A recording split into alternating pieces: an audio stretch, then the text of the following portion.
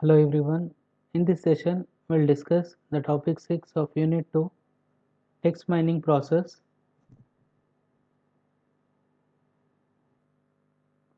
So, we'll discuss the context diagram for text mining process, three-step text mining process. So, this is the context diagram for text mining process wherein we have the input unstructured data and structured data. Output is context specific knowledge. Text mining process involves analyzing both structured and unstructured data to generate context-specific knowledge. Process is governed by constraints. This process is governed by constraints like software hardware limitation, privacy issues, linguistic limitations, and relies on tools and techniques and domain expertise. The text-based knowledge discovery process involves analyzing both structured and unstructured data to generate context-specific knowledge for decision-making. Inputs include collected data, while outputs are actionable insights. The process is governed by constraints like software limitation, privacy issues, and relies on techniques and expertise. It consists of three steps with feedback loops for adjusting outputs if necessary. So this is nothing but three steps text mining process. So this is the three steps text mining process wherein task 1 is establishing corpus, task 2 is creating the term document matrix, task 3 is extract the knowledge and output is knowledge. So input is text and output is knowledge, and these are the three tasks in between. And also we have feedback loops. We have these feedback loops. The process includes feedback between steps where outputs from the later steps can inform the earlier steps. For example, if the term document matrix isn't effective, adjustment may be made to the corpus or matrix structure. So, we will discuss this three tasks or three steps one by one.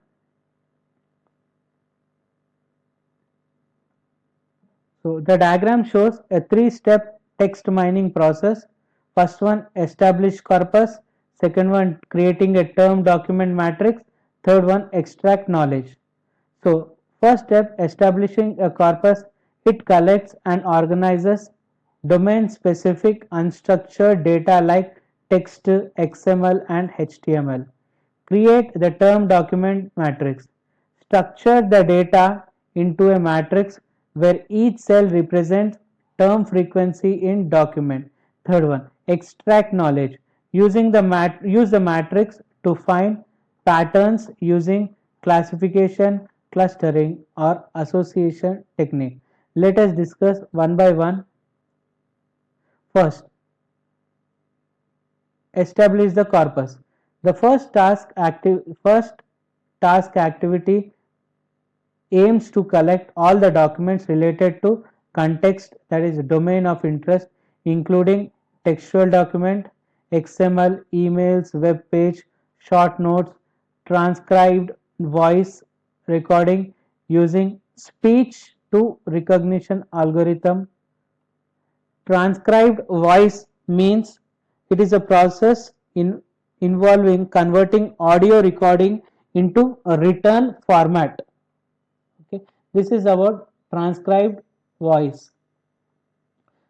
So the first thing is we need to collect all the documents. Second, once the documents are collected, the text documents are transformed and organized into a uniform format like ASCII text files for processing. This can be a collection of digitized text stored in a folder or links or to a specific pages. Many text mining softwares can convert these inputs into flat files. Examples of flat files: CSV, that is comma separated values, a structured flat files where columns may represent different features such as document ID, text, date, etc. Next, term document, creating second step, which is creating a term document matrix. In this task, the digitized and organized document, the corpus, are used to create a term document matrix, that is TDM.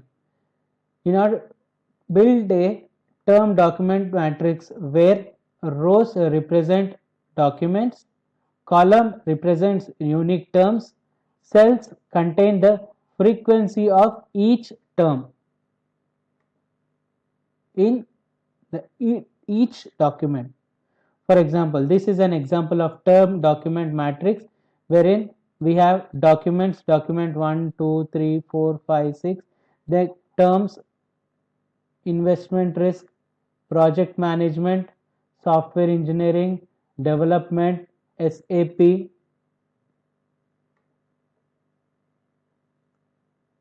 So the assumption is that the essence of the document can be represented with a list and frequency of the terms used in that document.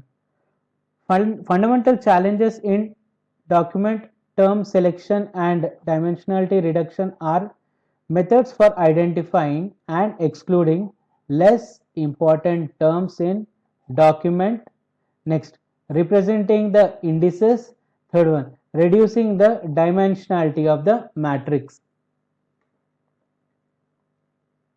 Next, creating a term document matrix. So first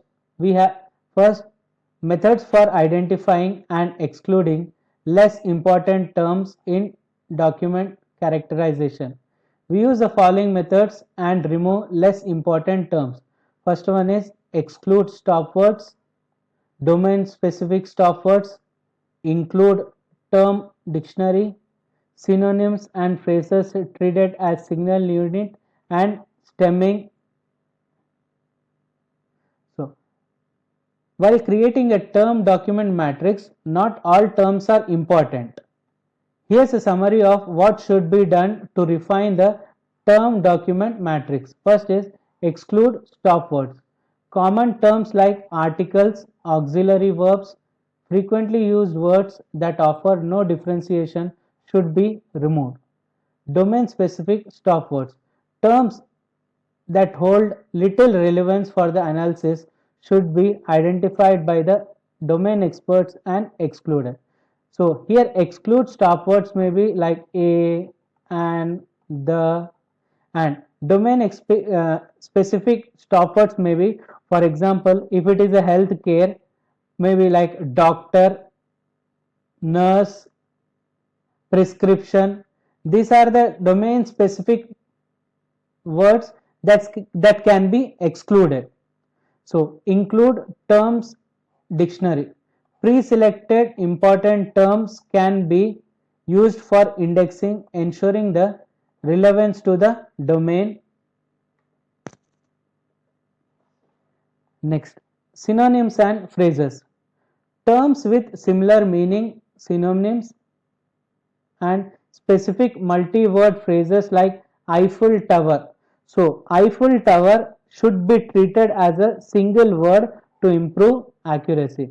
Next, stemming. Applying stemming to reduce words to their root form ensures variations. Apply stemming to reduce words to their root forms. That is, modeled and modeling can be recognized as model. Next, TDM generation. That is, term document matrix is created with unit terms as columns, documents as rows, and term occurrence count in the cell. So let us take an example. Let us take an example where terms are arranged row wise, documents are arranged column wise. So document 1, apple and banana are fruits, apple is sweet. Document 2, I like to eat banana and an apple. Document 3, an apple a day keeps doctor away. The apple is healthy. If you see in document 1, apple occurs 2 times, so this is 2. Next, banana occurs 1, so it is 1. Next, fruits word occurs once, so and sweet also occurs once, remaining all are 0. In the same way we write for document 2 and document 3. So this is a term document matrix, and these are the terms, these are the different terms, and these are the different documents.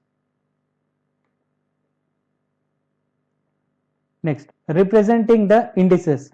Once the input documents are indexed and initial word frequencies are computed, a number of additional transformations can be performed to summarize and aggregate the extracted information. So previously whatever we did, this is nothing but raw term frequencies. So raw term frequencies indicate how often a word appears in a document, suggesting its relevance. Higher frequency often implies a stronger descriptor of the document's content. There are some limitations of raw counts. Raw count may not accurately reflect a term's importance. For instance, if a word appears once in a document and 3 times in a document B, it does not mean it's 3 times more important in document B. That is, if a word appears in document A and 3 times in document B, it does not mean that it's 3 times more important in document B. In order to have a more consistent TDM for further analysis, these raw indices needs to be normalized. So these are some of the normalization methods: log frequency, binary frequency, and inverse document frequency. So different normalization methods. So first one is log transformation, log frequencies. So it uses this formula, that is f equal to 1 plus log of the term.